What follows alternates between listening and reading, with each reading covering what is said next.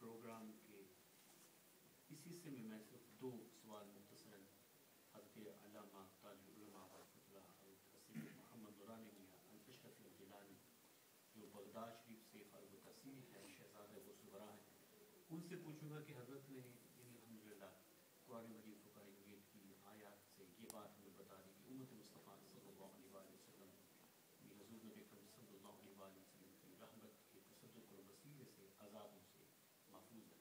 اگر تیری رحمت نہ ہو درمیان میں ابھی آگ لگ جا دونوں جہاں میں وما ارسلنا الا رحمۃ للعالمین.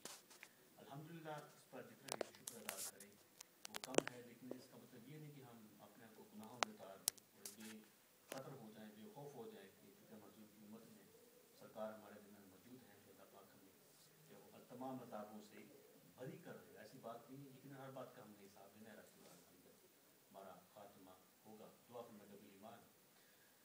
یہ بات تو طے ہے کہ الحمدللہ حضور نبی کریم صلی اللہ علیہ وآلہ وسلم کی رحمت ہمیں بڑے بڑے عذابوں سے بچا کے رکھا.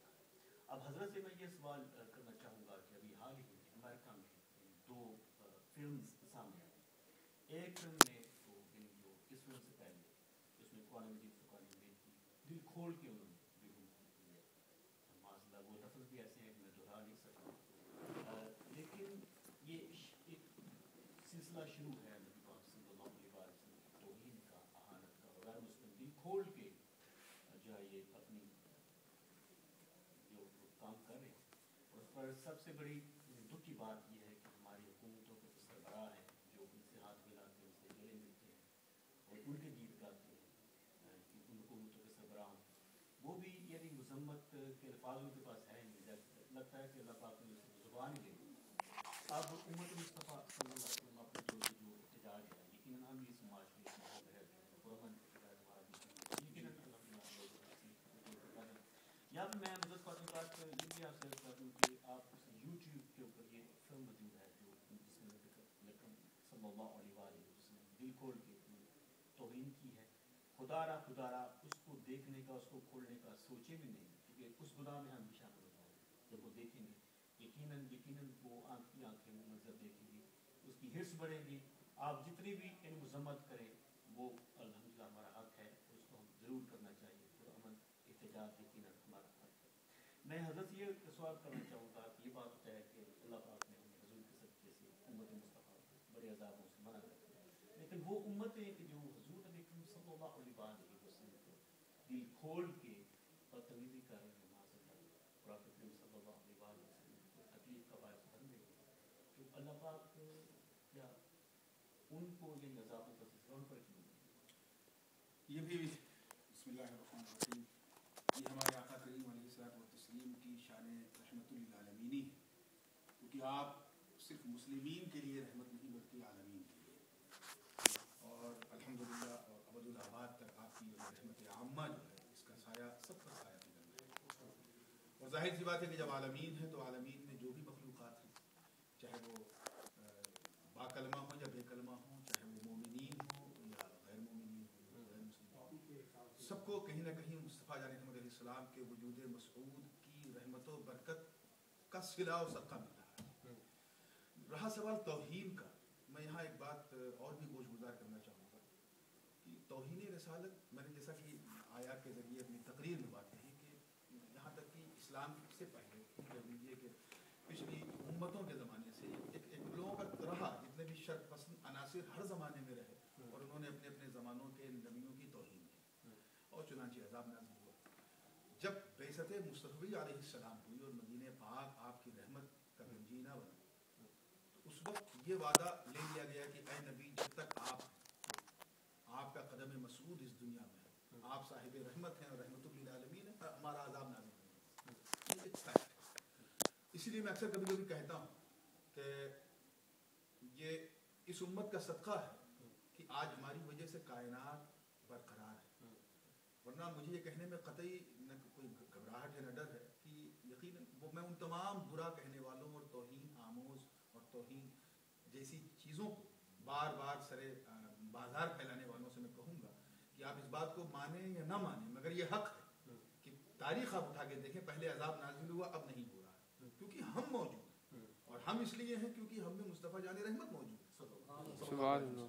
تو یہ واقعی سچی بات ہے کہ اگر ان میں ہم نہ ہوتے تو وہ بھی آج نہ ہوتے, ان کا بھی وہی حال ہوتا جو پچھلی امتوں کا ہوا. اور میں سمجھتا ہوں کہ اس سلسلے میں بہت سارے مغربی اسکالرز نے بھی تحقیق کی ہے. میں کچھ ایسی کتابوں کو میں نے پڑھا ہے انہی اسکالرز کی جنہوں نے مصطفیٰ صلی اللہ علیہ وسلم کی رحمت پر گفتگو کی ہے کہ یہ واقعی ایک انفورگیٹیبل جو ہے ایک چیز ہے جس کی وجہ سے نبی کریم صلی اللہ علیہ وسلم کی ذات ایک ایسی رحمت للعالمین والی ذات ہے کہ صرف ان کی امت ہی نہیں بلکہ امت اجابت کے ساتھ ساتھ امت دعوت بھی ملتی ہے.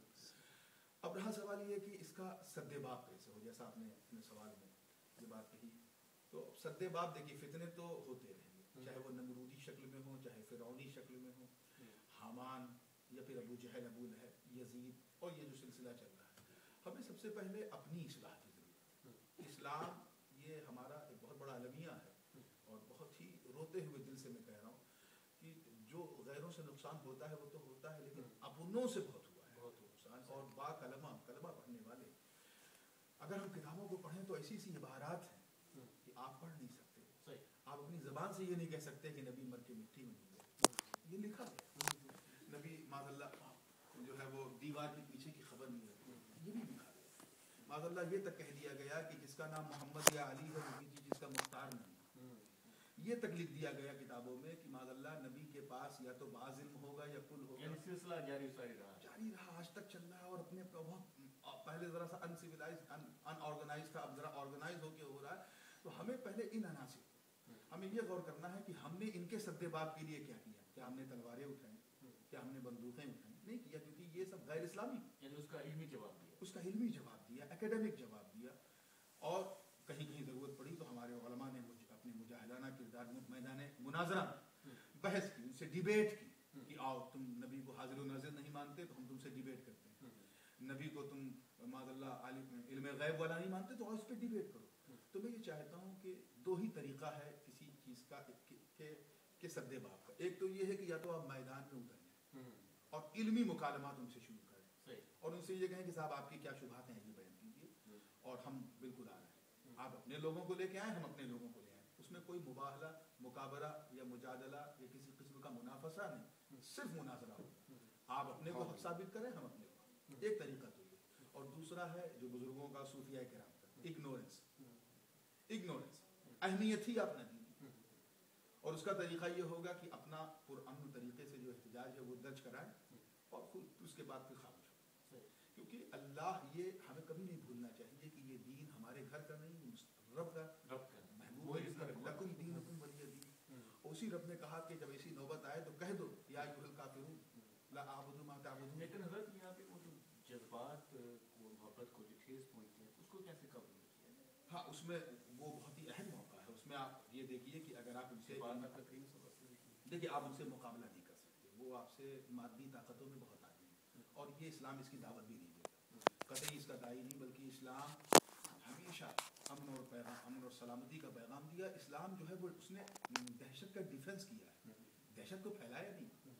تو یہ اس چیز کو ہمیں اپنے ذہن میں ضرور رکھنا چاہیے کہ جب ہم مادیت کے اعتبار سے ان تک نہیں پہنچ سکتے, اور یہ خالص مادیت کے جسم سے نکلی ہوئی آگ ہے, تو پھر اسے یا تو علمی طریقے سے اس کا سد باب کرنا چاہیے, یا پھر پورا جو آپ نے بتایا کہ پورا احتجاج, تاکہ ان کو یہ بھی محسوس ہو کہ جو مصطفیٰ جان رحمت کی روح, جسے روح ہے, جس کو علامہ نے کہا روح ہے محمد ان کے دلوں سے نکال دو, تو یہ جو دلوں سے نکالنے کی ایک سازش ہے, ہمیں اس پر استقامت رکھنی چاہیے.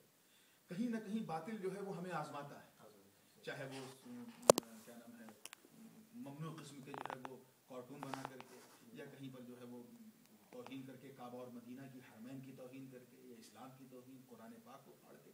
تو جب ہمیں اس کی نیت دیکھنی ہے, اگر وہ یہ دیکھنا چاہ رہا ہے کہ ہمارے اندر کتنی غیرت و حمیت اور کتنی حرارت ایمانی باقی ہے, تو اس کا پھر اظہار اپنے طریقے سے, مگر اس میں پرامن طریقہ ہو, ایسا طریقہ ہو جس کا اسلام تعلیم.